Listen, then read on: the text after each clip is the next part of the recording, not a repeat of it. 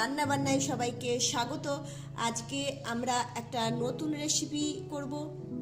আপনারা দেখতেই পাচ্ছেন আমরা আজকে যেটি করছি সেটি সম্পূর্ণ নিরামিষ একটি রেসিপি, নিরামিষ পনির স্টিক।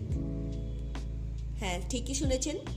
এই রান্নাটি খাওয়ার পর অবশ্যই দেখবেন যে আপনাদের ধ্যান ধারণা বদলে যাবে। এটা আপনি ডিনার, লাঞ্চ, ব্রেকফাস্ট, টিফিন যেখানে ইচ্ছা আপনি এটি খাওয়াতে পারেন, খেতে পারেন। চলুন কি করি দেখে নিন। ওয়েলকাম টু মাই চ্যানেল রান্নাবান্নায় সবাইকে স্বাগত। এই নিরামিষ পনির স্টিক STI চিকেন আর কিন্তু অবশ্যই দেখতে পারবেন কোনো আমরা কিন্তু কাঠি ব্যবহার করছি না, স্টিক নাম স্টিক STEAK স্টিক, পনির স্টিক। আমরা পনিরটিকে এইভাবে কেটে নিয়েছি, দেখুন আমরা পনিরটিকে এইভাবে কেটে নিয়েছি। এরকমভাবে লম্বালম্বি আপনারা পনিরটাকে কেটে নেবেন। আর আমরা একটা এখানে রেড বেল পেপার নিয়ে নিয়েছি, আর এখানে একটা ইয়েলো বেল পেপার নিয়ে নিয়েছি। এখানে আমরা বেবি কর্ন নিয়েছি, আর মটরশুঁটি আমরা ছাড়িয়ে নিয়েছি, সবুজ মটরশুঁটি, শীতকালে যেটা পাওয়া যায় বাজারে অ্যাভেলেবেল। আর এখানে বিনস নিয়ে নিয়েছি আমরা।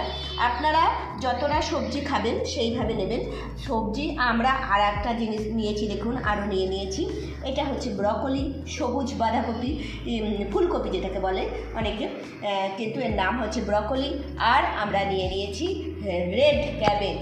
এই রেড ক্যাবেজ আমরা নিয়ে নিয়েছি। আর এটা যেটা আমরা ফুলকপি খাই সেই ফুলকপি আমরা নিয়ে নিয়েছি। এইগুলো আমরা এবারে কেটে নেব সাইজ মতন। কাটার পর চলুন আপনাদেরকে দেখাই যে সেগুলো কেমন দেখতে লাগছে। এইখানে দেখুন আমরা পনিরটা তো কেটে নিয়েছি, বাদ বাকি যে পনির আছে সেটাকে রেখে দিয়েছি, এটা টুকরো টুকরো করে নেবো। চলুন আমরা সবজিগুলোকে কেটে নিই।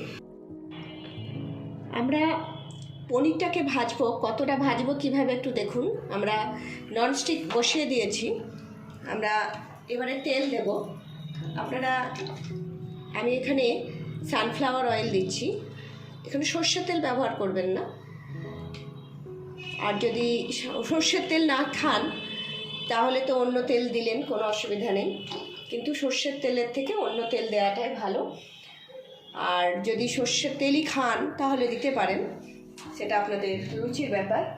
আমরা অল্প তেল দিলাম, তেল দিয়ে এবারে পনিরটাকে ভাজবো। কিভাবে ভাজবো কতটা একটু দেখে নিন। এভাবে কেটে রেখেছিলাম, এবারে সুন্দর করে দিয়ে দিচ্ছি। একসঙ্গে আমরা দুটো পিস তেলগুলো একটু আমরা নাড়াচাড়া করিয়ে নেব।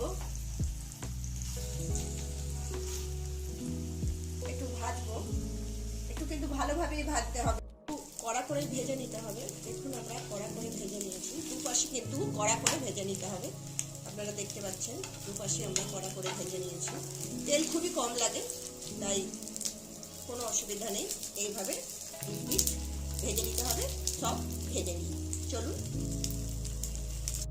সবজিগুলো কেটে নিয়েছি, ইয়েলো বেল পেপারগুলো এইভাবে বড় বড় করে কেটে নিয়েছি, আর ফুলকপিটাকে এইভাবে ছোটো ছোটো করে কেটে নিয়েছি। আর এটা হচ্ছে আপনার ক্যাবেজ, যেটাকে আমরা রেড ক্যাবেজ বলি। সেই ক্যাবেজগুলোকে দেখুন এরকম চারকোনাভাবে আমরা কিন্তু কেটে নিয়েছি, পাপড়িগুলো এক একটা করে ছাড়িয়ে নিয়েছি।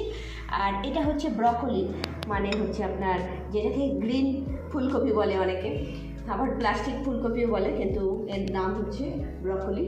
আর এই পপকর্ন যেটা বেবি কর্ন, সেটাকে আমরা এরকম গোল গোল করে কেটে নিয়েছি চাক চাক করে। আর এটা তো মটরশুঁটি ছাড়ানোই ছিল। আর রেড বেল পেপার আমরা এরকম বড় বড় করে কেটে দিয়েছি। এটা কিন্তু টমেটো না, এটা কিন্তু রেড বেল পেপার। আর আমরা এই যে বিনসগুলোকে এইভাবে ক্যাপচা করে কেটে নিয়েছি। আর এর মধ্যে আরও কিছু পড়বে রান্নার সময়, একদম সঙ্গে থাকুন, দেখতে পাবেন, সাথে থাকুন। আর সবথেকে বড় ব্যাপার হচ্ছে এটি খুবই হেলদি। বুঝতেই পারছেন কত কিছু সম্ভার আছে শাকসবজি। যারা পনির খেতে চায় না তারা এই খাবারটা খাওয়ার পর দেখবেন বলবে যে, বারবার বলবে, রেকমেন্ডেশন আসবে যে এটাই করো, এটাই করো, এটাই করো। তাই অবশ্যই দেখুন শেষ পর্যন্ত আর কি কি ইনগ্রেডিয়েন্টস দিচ্ছি, কীভাবে আমরা রান্না করছি। চলুন আমরা এবারে দেখে নিই। আমরা এরপরে সবজিটা তৈরি করব। কিভাবে তৈরি করছি দেখুন। আমরা ননস্টিক বসিয়ে দিয়েছি, এই ননস্টিক বসিয়ে দিয়েছি। এবারে আমরা একটু বাটার দেব। বাটারটা আপনারা যতটা খাবেন সেই অনুযায়ী দেবেন। আমরা বাটার দিলাম, বাটারটা একটু গরম হয়ে যাক, এটা একটু মেল্ট হয়ে যাক। এর মধ্যেই আমরা মেল্ট হচ্ছে ততক্ষণে আমরা কী করবো, ততক্ষণে আমরা এর মধ্যে আস্তে আস্তে সব ইনগ্রেডিয়েন্টসগুলো দিয়ে দিই। দেখুন এখানে আমরা কাঁচা লঙ্কা কুচিয়ে নিয়েছি, ছোটো ছোটো করে এইভাবে আমরা কাঁচা লঙ্কা কুচিয়ে নিয়েছি। আমরা 2 চামচ কাঁচা লঙ্কা কুচি এর মধ্যে দিয়ে দিলাম। এরপরে আমরা আদা দেব। আদা আমরা কী করে নিয়েছি, আমরা গ্রেট করে নিয়েছি, ঘষে নিয়েছি। আপনারা চাইলে বেটেও দিতে পারেন। আমরা 2 চামচ আদা ঘষা দিলাম। চামচটা দেখতেই পাচ্ছেন বড়, আমরা এটা দিয়ে দিলাম। এরপরে এটাকে একটু আমরা নাড়াচাড়া করে দেবো।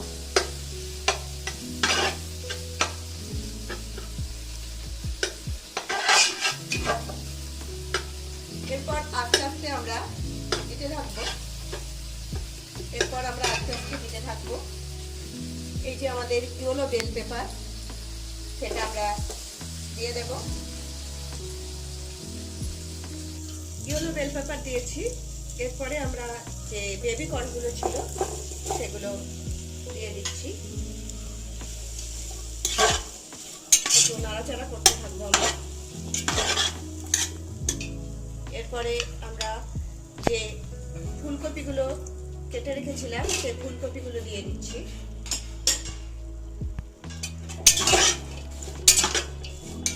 একটু নাড়াচাড়া করি। আমরা কিন্তু গ্যাসের ফ্লেমটা ফুলই রেখেছি। এরপরে আমরা যে মটরশুঁটিগুলো আছে সেগুলো দিয়ে দিলাম।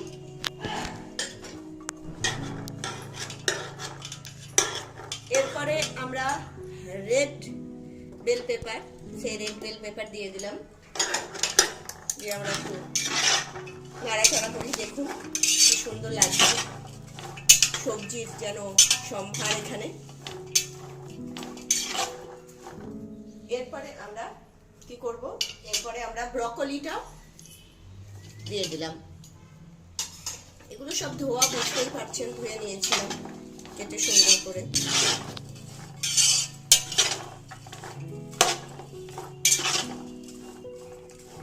এগুলো আমরা খুব বেশি ফ্রাইও করবো না, আবার খুব বেশি কি করব না, সিদ্ধও করব না। কি করবো একটু দেখুন।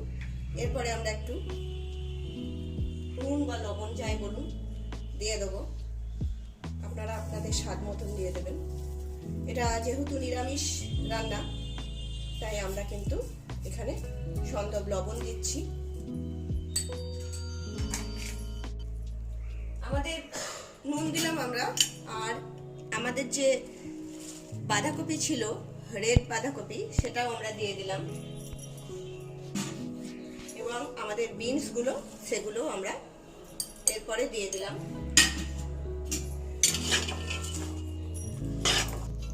কি সুন্দর লাগছে দেখুন।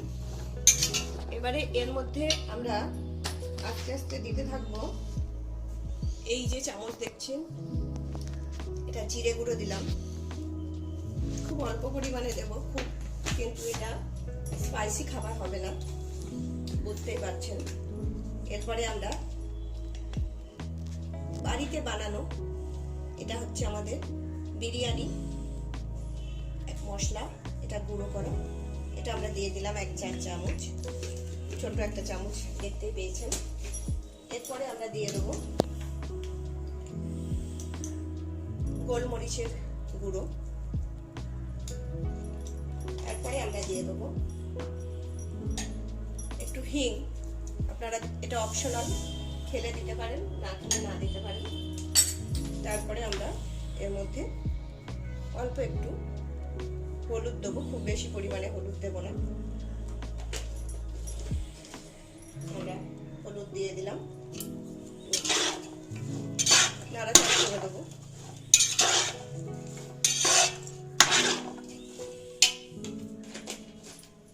এরপরে আমরা এর মধ্যে দিয়ে জিরে গুঁড়ো, দেখতেই পাচ্ছেন আমরা জিরে গুঁড়ো দিয়ে দেবো 1.5 চামচের মতো, দিয়ে আমরা নাড়াচাড়া করবো।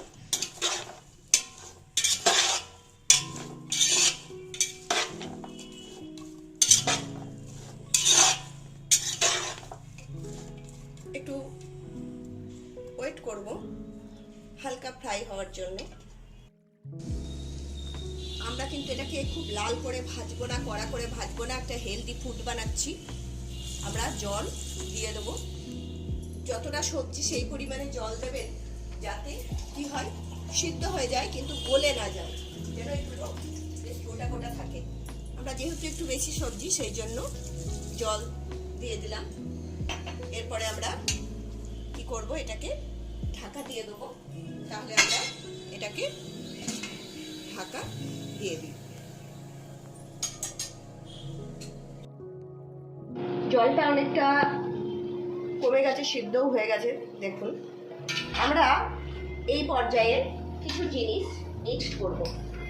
আমরা যেটা কাশ্মীরি লাল, এটা কিন্তু কালারের জন্য আমরা ইউজ করছি। যেহেতু সবজিটা বেশি সেই জন্য একটুখানি বেশি পরিমাণে দিতে হচ্ছে, 4 চামচ, একদম ছোট চামচের দিলাম।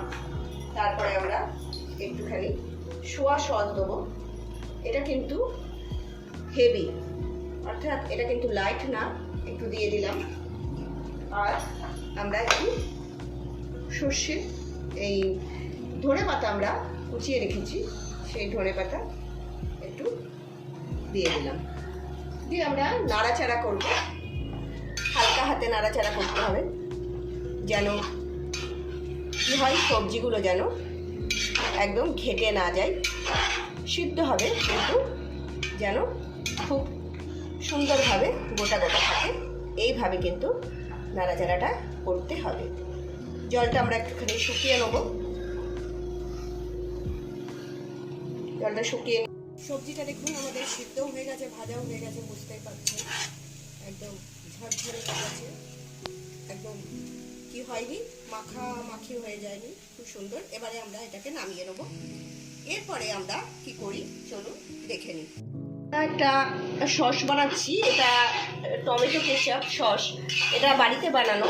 আপনারা যদি কিভাবে বাড়িতে বানাতে হয় জানতে চান, তাহলে আমাদেরকে কমেন্ট করবেন, আমরা আপনাদেরকে দেখিয়ে দেবো যে কিভাবে করতে হয়। এর মধ্যে আমরা একটু গ্যাসটা কমিয়ে দিয়ে এর মধ্যে কি কি ইনগ্রেডিয়েন্ট দিচ্ছি একটু দেখুন। আমরা এখানে যে কাশ্মীরি লাল মানে কালার হওয়ার জন্য যে লঙ্কার গুঁড়ো, সেটা আমরা এখানে একটুখানি দিচ্ছি। এর মধ্যে আমরা দিয়ে দেবো একটু নুন। আগেই বলেছি আপনারা যে নুন খান সেটি দেবেন, অল্প পরিমাণে একটু নুন দিলাম আমরা, বা লবণ দিলাম। এরপরে আমরা এর মধ্যে দিয়ে দেবো একটু গোলমরিচের গুঁড়ো। এটা অপশনাল, আপনারা দিতেও পারেন না দিতেও পারেন, যারা ঝাল কম খান, কিন্তু গোলমরিচ জানেন খুব উপকারী। আর আমরা বাড়িতে বানানো, এই দেখুন দেখিয়ে দিই, আমরা চিলি সস দিচ্ছি। চিলি সস কীভাবে বানাতে হয় বাড়িতে, সেটা যদি আপনারা জানতে চান আমাদের কমেন্ট করবেন। আমরা চিলি সস এর মধ্যে 2 চামচ দিয়ে দিচ্ছি, আর 1 চামচ আমরা দিয়ে দিচ্ছি। আরেকটি জিনিস দিচ্ছি, সেটি হচ্ছে সোয়া সস। এটা কিন্তু ঠিক, তাই খুব বেশি দিলাম না, আপনারা যতটা পরিমাণে বানাবেন ততটা করবেন। আমরা একটা সস বানিয়ে নিচ্ছি। এই সসটা দেখুন কালারটা কি সুন্দর এসছে।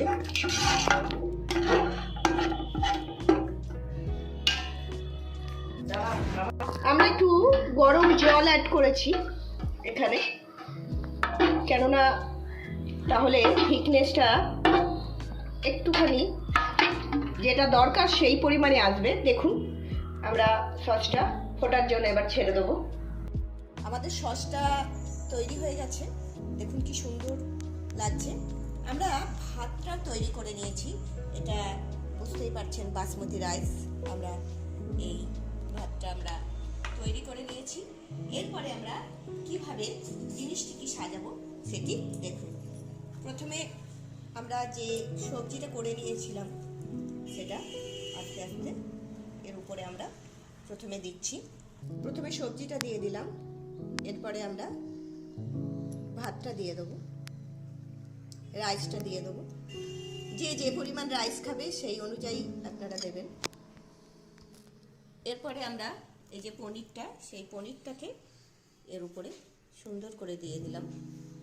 এরপরে আমরা কি করব, যে সসটা বানিয়েছি সেই সসটা আমরা দিয়ে দেব। এরপরে আমরা যে ধনে পাতাগুলো কুচিয়ে রেখেছি এখানে দিয়ে দিলাম। এই ডিশটি তৈরি হয়ে গেছে। আপনারা চাইলে সবজিও উপরে দিয়ে দিতে পারেন।